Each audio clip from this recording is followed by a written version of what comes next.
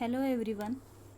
Now the next unit we are going to see, and that is test planning and documentation.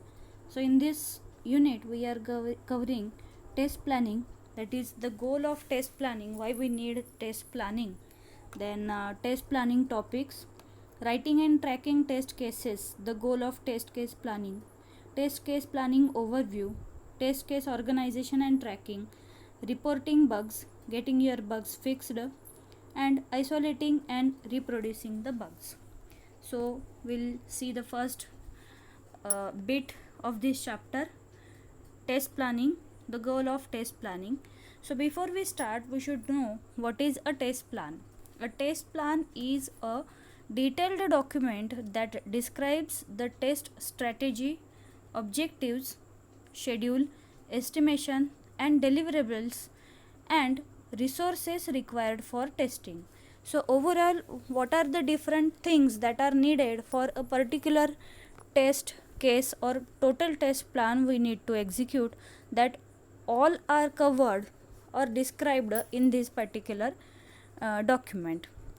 Test plan helps us determine the efforts needed to validate the quality of the application under test.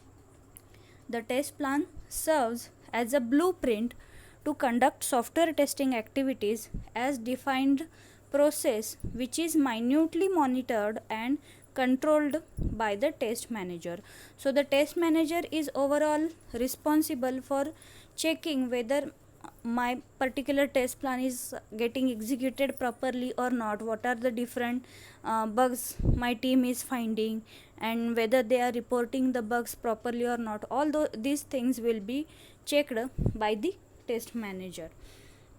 So suppose for example, in this example, in a pictorial view form, I have given some demonstration. Like suppose in a meeting you want to discuss the test plan with the team members, but they are not interested.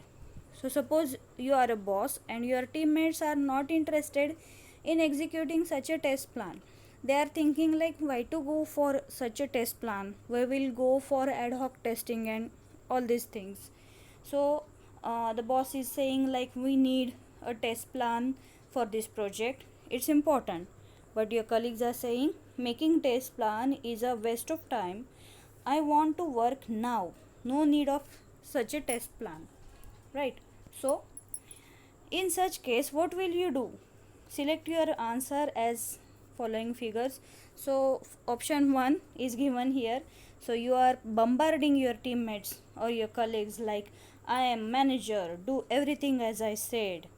Okay, and the option B is, okay, let me explain why we need the test plan. Fine. So which option will you choose? So probably or certainly it is B. Why B? So as a test manager, you must explain them the importance of test plan rather than force the team to do what you want, right? So your teammate should be in a position to get the things like what we need or what are the different important points behind this particular test plan, right? So importance of test plan is, making test plan has multiple benefits. It helps people outside the test team, such as developers, business managers, customers, to understand the details of testing, right? So suppose if your customer is saying, okay, day after tomorrow I want to get this particular product, but you are saying, we need to go under testing, because after launching, if it creates any problem, it will be harming our business, right? So you should be able to explain all these things through your test plan to your customers as well as the business managers. So that is why the test plan is very important, to get your customers also know everything. Also the developer team. Why developers? Because developers are doing their tasks as their duty, right? But they are not touching all the things or all the requirements or all the input data or different types of testing we have undergone through. So you need to go through all those testing steps rigorously. That's why your test plan should be known to your development team as well, right? So test plan guides our thinking. It is like a rule book which needs to be followed. It's a rule book, right? So you have to follow all those things, all those steps one by one, and get the expected output out of that. Then important aspects like test estimation, test scope, test strategy are documented in the test plan. So these points like test scope, test strategy, that we are going to see afterwards in this topic only. So it can be reviewed by management team and reused for other projects, right? So that is why the test plan is very very important. So the next step is how to write a test plan. So you already know that making a test plan is the most important task of test management process. So follow the 8 steps here below to create test plan as per the IEEE 829 standard. So this particular test plan is having the standard as well, and it is given by IEEE 829. So out of this, the 8 steps are listed over here. Like first is analyze the product, second design test strategy, third is define test objectives, next is define test criteria, fifth is resource planning, sixth is plan test environment, seventh is schedule and estimation, and eighth is determine test deliverables. So we will see all these steps one by one. So the first step is analyze the product. Okay, so how can you test a product without any information about it? Okay, so if you are given this product, and now it is your duty to test this particular product, so how will you go for that? You are knowing anything about that product, not knowing anything about that product, right? So the answer is impossible. You can't directly go for testing that product. Okay, so you must learn a product thoroughly before testing it. The product under test is, suppose for example we will take one banking website here. So you should research clients and the end users to know their needs and expectations from the application. Okay, so if you are going through the banking websites, so you have to go through the questionnaires like who will use the website. Okay, so banking websites, it will be used by the customers from any kind of sources, like they can be a educated one, they can be the persons from banking sector or anything. So those will be the customers of that website.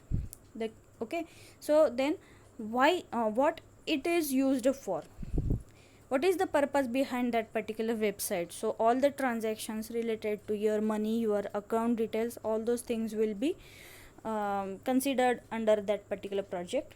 Okay, then how will it work, how it is going to be work? So that question is also dependent upon the website, its functionality and all these things. And then what are the software or hardware the product uses? If your software or if you are using any kind of hardware, then what are the different types of it you are using? So all these will be listed over there. So you should take a look around this website and also review product documentation. Review of product documentation helps you to understand all the features of the website as well as how to use it. Okay, so if you are unclear on any of the items, you might interview customer or developer or designer to get more information. So after this, you should be in a position, if anything is unclear to you, you should ask as many questions as you can to your customer directly, or your development team, or the designer team. So everything should be known to you as a tester for that particular product. So this is your first step, analyze the product. Then second step, develop the test strategy. Now you are going to go for the test strategy. Test strategy is a critical step in making a test plan. A test strategy document is a high level document which is usually developed by a test manager. So, this document defines the project's testing objectives and the means to achieve them, definitely, right? Then determines the testing efforts and cost, overall testing, how much it costs and how much efforts your team is going to utilize for that testing of that product. So all this will be determined over there. And again, back to your project, you need to develop test strategy for testing that banking website. So you should follow the steps given in this figure. So here the step number 2.1 is define the scope of testing. Then step number 2.2, identify the testing type. Step number 2.3, document risk and issues. And the fourth step is create test logistics. So we will see all these steps one by one. So out of that, the first step is define scope of testing, right? So before the start of any test activity, scope of the testing should be known. So you must think hard about it. What is the scope of my project? Who will be my end users? All these things should be known to you as a tester. The components of the system to be tested, like hardware, software, middleware, etc., are defined as in scope. The components of the system that will not be tested also need to be clearly defined as being out of scope.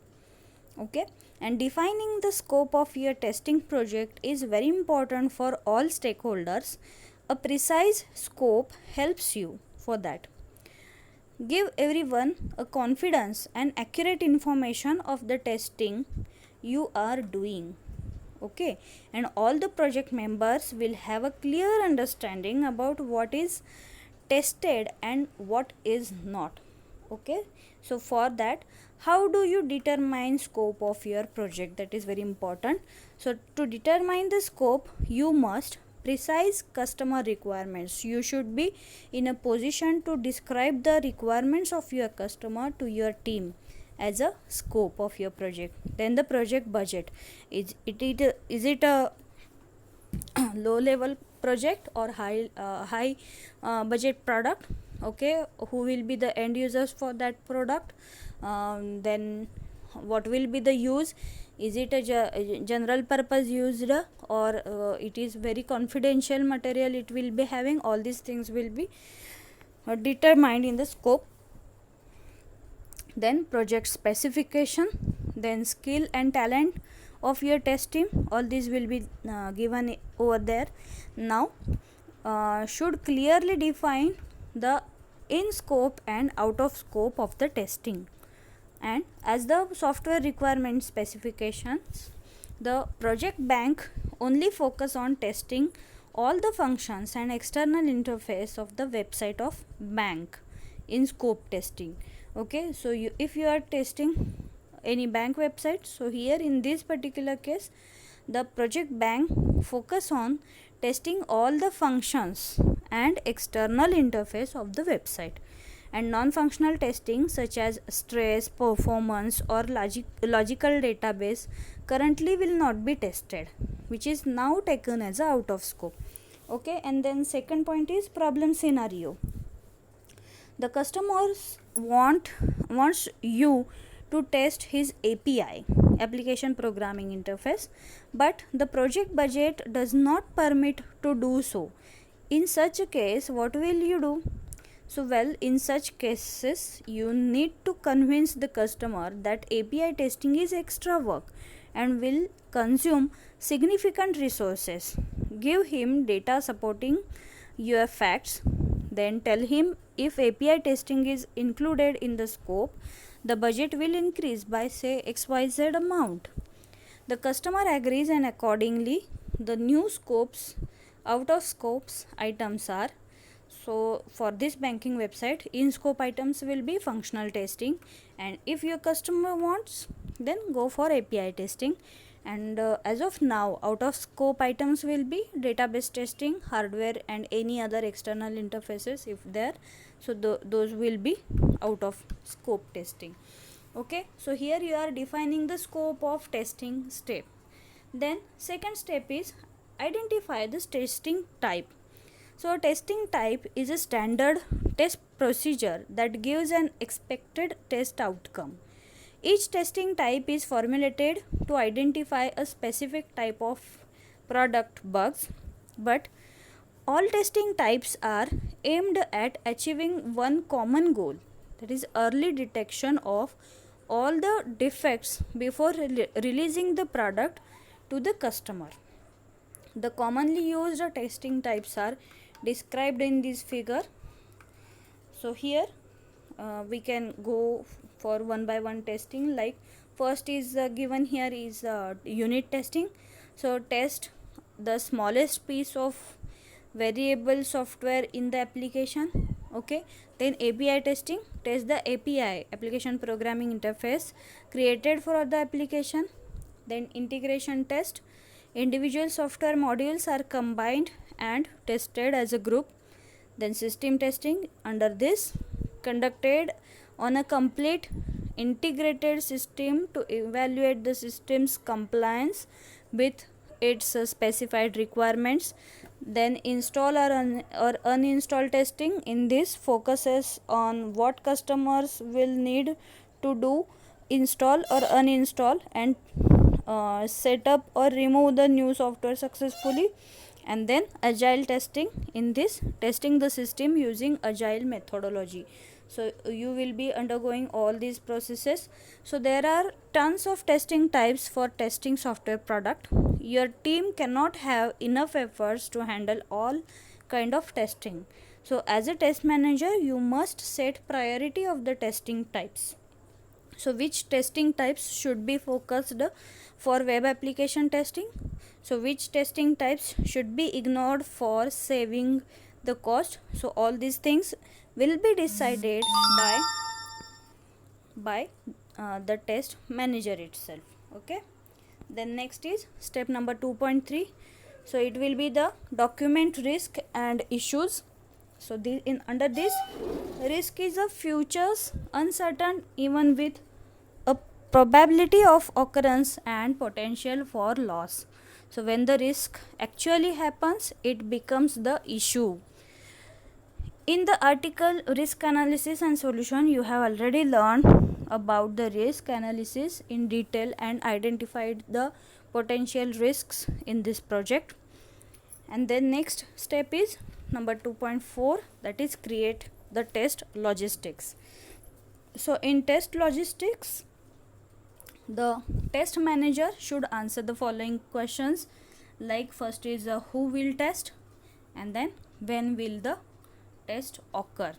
Okay, so who will test, under this question you may not know exact names of the testers who will test, but the type of tester can be defined. So to select the right member for the specified task, you have to consider if his skill is qualified for the task or not. Also estimate the project budget. Selecting wrong member for the task may cause the project to fail or delay. So person having the following skills is most ideal for performing software testing. So the person having ability to understand customers' point of view, right? Then strong desire for quality, then attention to details and good cooperation. Okay, so the person having these all skills will only be performing the software testing. So in your project, the member who will take in charge for the test execution is the tester. So based on the project budget, you can choose in-source or outsource member as the tester. It is your choice. And then next question is, when will the test occur? So the test activities must be matched with associated development activities. So as and when the development task will be finished, that activities will be given, or that particular code output will be given to the testing team Okay, so you can go for module by module testing or whatever. So it will be decided by your team only, and then you will start to test when you have all required items shown in this figure. Like for example, test specification and required document is there with you. So you will be having the specification document which is there, which is involving the requirements from your customer, right? Then human resources, then test environment, if any kind of hardware software support if it is needed, then all these things are ready with you.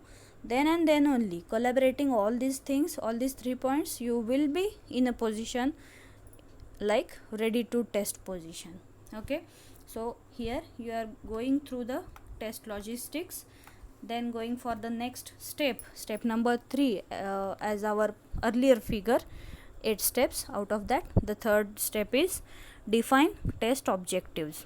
Okay, so test objectives is the overall goal and achievement of the test execution. So the objective of testing is finding as many software defects as possible, ensure that the software under test is bug free before release. Definitely this is the task of any tester, to give your customer a bug free product. Okay, and find out as many bugs as you can as possible at the time of testing phase. Okay, so define the test objectives. You should do following 2 steps. The first is list all the software features, that is functionality, performance, GUI and blah blah blah whatnot, so which may need to test. And number 2 is define the target or the goal of the test based on the above feature. So let's apply these steps to find the test objective of your, say for example, any banking testing project. So you can choose the top down method to find the website's feature which may need to test. So in this method you break down the application under test to component and subcomponent. So in the previous topic you have already analyzed the requirement spec and walkthroughs the website. So you can create mind map to find website features as following. So in the next figure I have taken the example from the website Guru99, and they have taken one example of that Guru99 bank itself. Okay, so what different things you are going to check under this. So here so for this Guru99 bank which is there in the center, so left to it in the purple color you will be having the different hardwares. So for under hardware you will be checking for the web server. Okay, then database server, how your database server is acting under any kind of situations like system failure, system crash or so. Then mail server, if any kind of transaction in banking sector happens, so whether all the delivery messages are given to your respective customer or not, so that will be checked, right? So top part, it is giving you the functionality. It is depending upon the requirements from the customers, like what type of functionalities you are giving. Okay, so first functionality will be the account. Okay, so account, with that what you are providing for your customer. So new customer login, then login, logout, change password, these things will be there. Then deposit. Okay, so deposit, withdrawal facility will be there.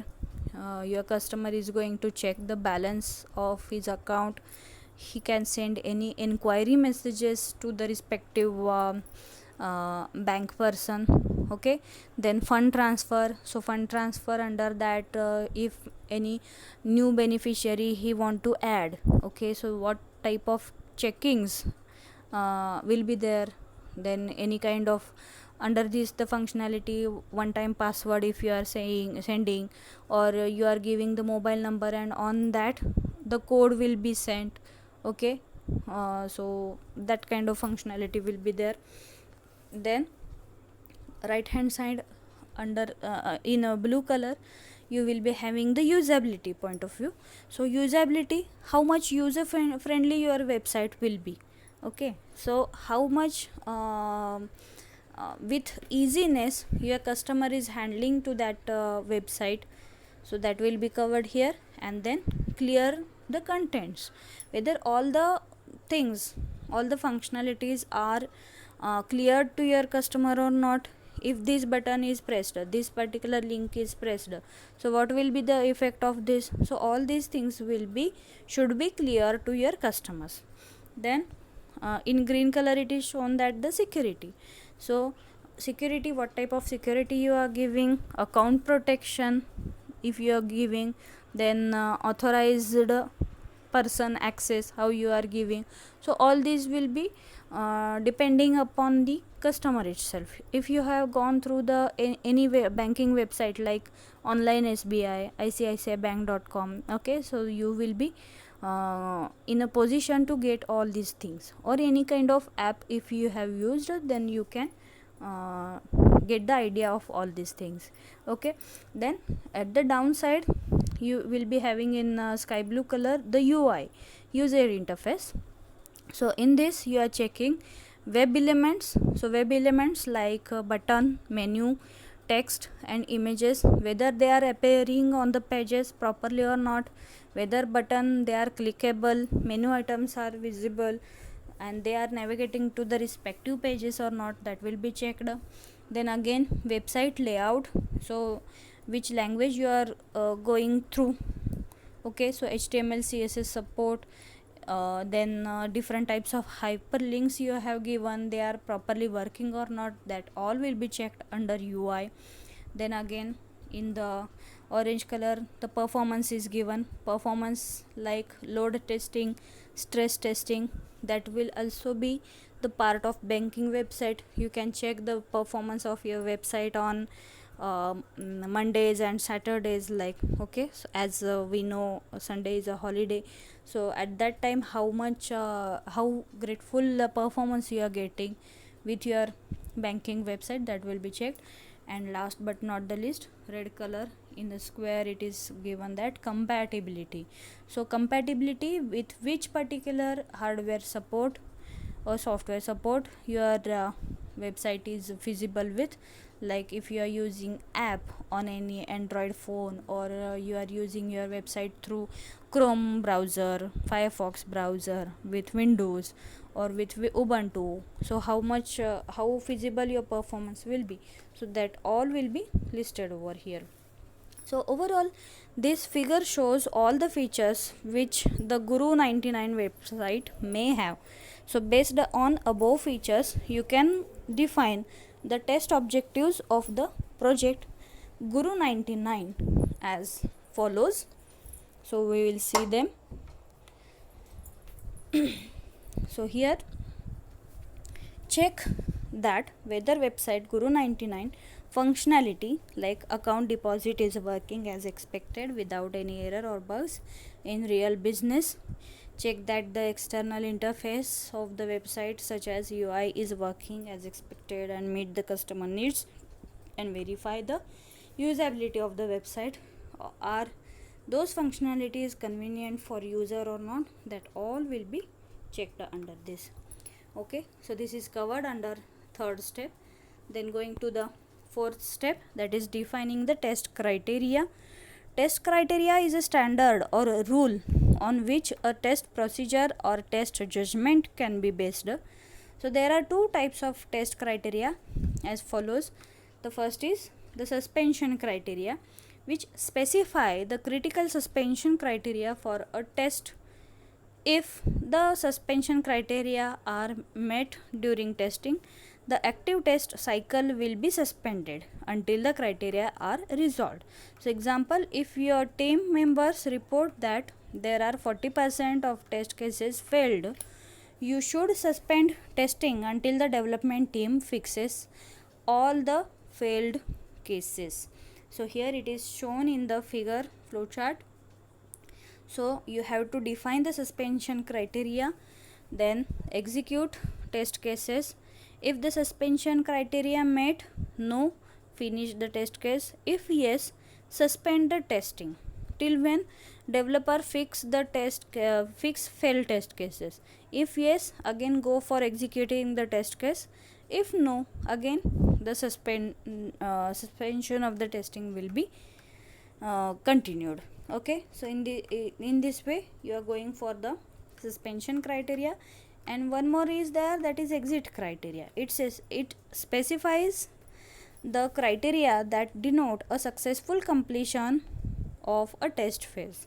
The exit criteria are the targeted result of the test and are necessary before proceeding to the next phase of the development. So example, like 95% of all critical test cases must pass. So some methods of defining exit criteria are by specifying a targeted run rate and pass rate. Run rate is ratio between number test cases executed to the total test cases of the test specification. For example, the test specification has total 120 test cases, but the testers only executed 100 test cases. So then the run rate is 100 by 120, that is 0.83% run rate will be there. Okay, then pass rate is the ratio between number of test cases passed out to the test cases executed. So for example, in this example only 100 test cases we have executed, and there are 80 test cases that are passed. So the pass rate will be 80 by 100, so that is 0.8, that is 80%. So this data can be retrieved in test metric document. So you can have that test metric document. Run rate is mandatory to be 100% definitely, unless a clear reason is given.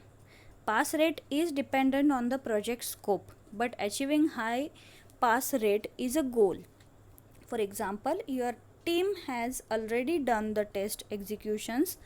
They report the test result to you and they want you to confirm the exit criteria. Okay, so at that time you can set the exit criteria.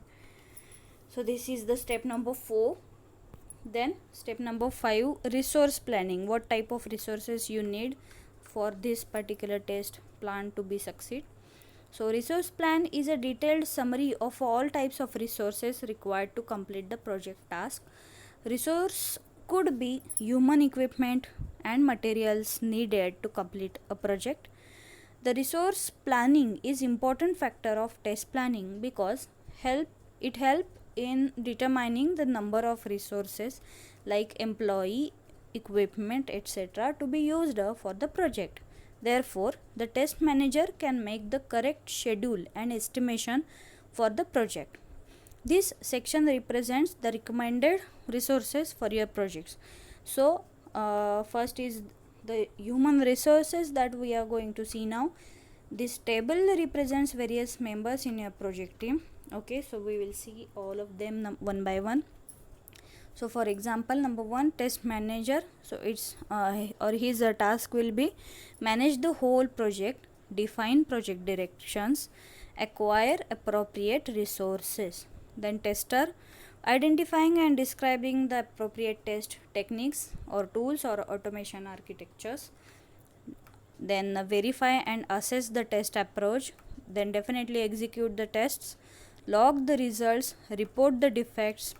Then tester could be in sourced or outsourced member based on the project budget. Then for the task which required low skill, I recommend you to choose outsourced member to save the project cost. Then third is the developer in test. So implement the test cases, test program, test suite, etc. This will be the task of the developer in tests. Then test administrator, who will be performing, builds up and ensures the test environment and assets are managed and maintained. Then again he support the testers to use the test environment for test execution. And then SQA members, so take in charge of quality assurance. Then check to confirm whether the testing process is meeting the specified requirements or not. So this is the task of SQA members. So these are all the human resources. Then coming to the system resources. So for testing a web application, you should plan the resources as follows, that is given in the table. So this is as per the project you will be having. So we have taken the example of banking website. Okay, so that web application, if we consider the resources we are going to check, will be the first is server. So install the web application under test. This include a separate web server, database server and application server if applicable. Then test tool. The testing tool is to automate the testing, simulate the user operation, generate the test results. So there are tons of test tools you can use for this project, such as Selenium, QTP, etc. Okay, then network. You need a network, include LAN and the internet to simulate the real business and user environment. And then definitely a computer, the PC which users often use to connect the web server. Okay, so these are the system resources. Then coming to the step number 6, plan the test environment. So under this we will be checking what is the test environment. So a testing environment is a setup of software and hardware on which the testing team is going to execute the test cases. So the test case environment consists of real business and user environment, as well as physical environments such as server, front end, running environment and whatnot. Then second, how to set up the test environment. So back to your project, how do you set up test environment for this banking website? So to finish this work, you need a strong cooperation between test team and development team. So you should ask the developer some questions to understand the web application under test clearly.